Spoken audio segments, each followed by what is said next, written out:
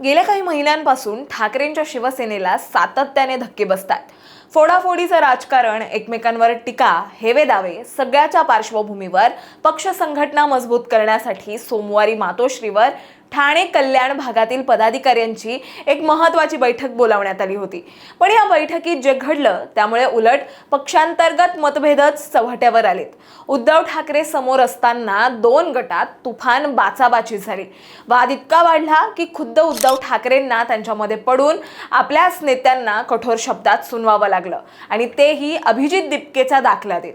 आता नेमकं घडलं काय, उद्धव ठाकरे नेमकं काय म्हणालेत आणि महत्त्वाचं म्हणजे या वादाचं मूळ कारण काय होतं, आपण सविस्तर जाणून घेऊयात या व्हिडिओच्या माध्यमातून. दरम्यान चॅनलवर नवे आला असाल तर इकडे खाली दिसत असलेल्या सबस्क्राईब बटनवर लगेच क्लिक करा. तर झालं असं, ठाण्यात पक्ष संघटना आणखीन बळकट करण्याबाबत बैठकीत चर्चा झाली. यावेळी आधीचे पदाधिकारी आणि नवीन पदाधिकाऱ्यांच्या नियुक्तीबाबत चर्चा झाली. पण उद्धव ठाकरे यांच्या समोरच पदाधिकाऱ्यांच्या दोन गटांमध्ये शाब्दिक बाचाबाची सुरू झाली.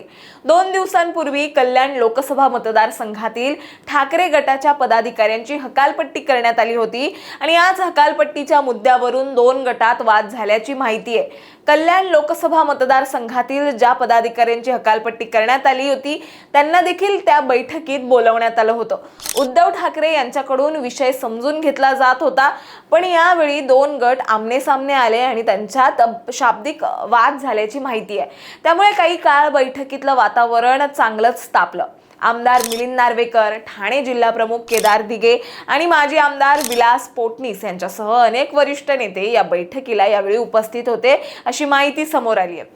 आता वादाचं मूळ कारण काय, तर कल्याण लोकसभा मतदारसंघातील काही जुन्या अनुभवी कार्यकर्त्यांना पक्षातून वगळण्याचा निर्णय घेण्यात आला होता आणि या निर्णयानंतर स्थानिक पातळीवर असंतोष निर्माण झाला होता असं सांगितलं जात आहे. जुने कार्यकर्ते आणि नवनेतृत्व यांच्यात पदांवरून जी चुरस निर्माण झाली त्याचेच पडसाद या बैठकीत उमटले असावेत अशी काहीशी चर्चा आता राजकीय वर्तुळात सुरू आहे. या बैठकीत उद्धव ठाकरे यांच्या समोरच अशा प्रकारे वाद झाल्याने ते प्रचंड संतापले.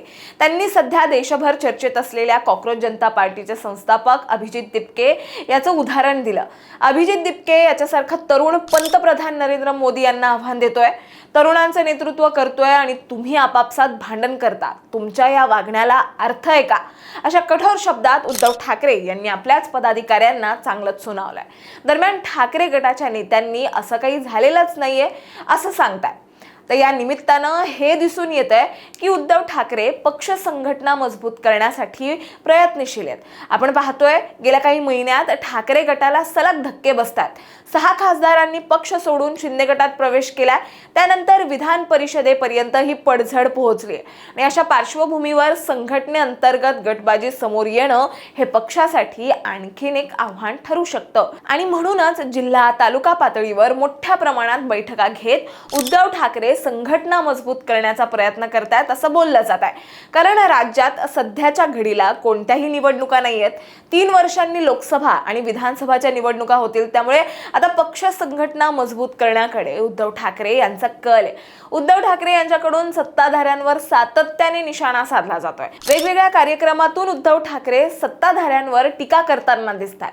सत्ताधाऱ्यांच्या विरोधात एक मोठं आंदोलन उभं करण्याबाबत उद्धव ठाकरे प्रयत्नशील आहेत. त्यामुळे त्यांच्याकडून आधी पक्ष संघटना मजबूत केली जाते.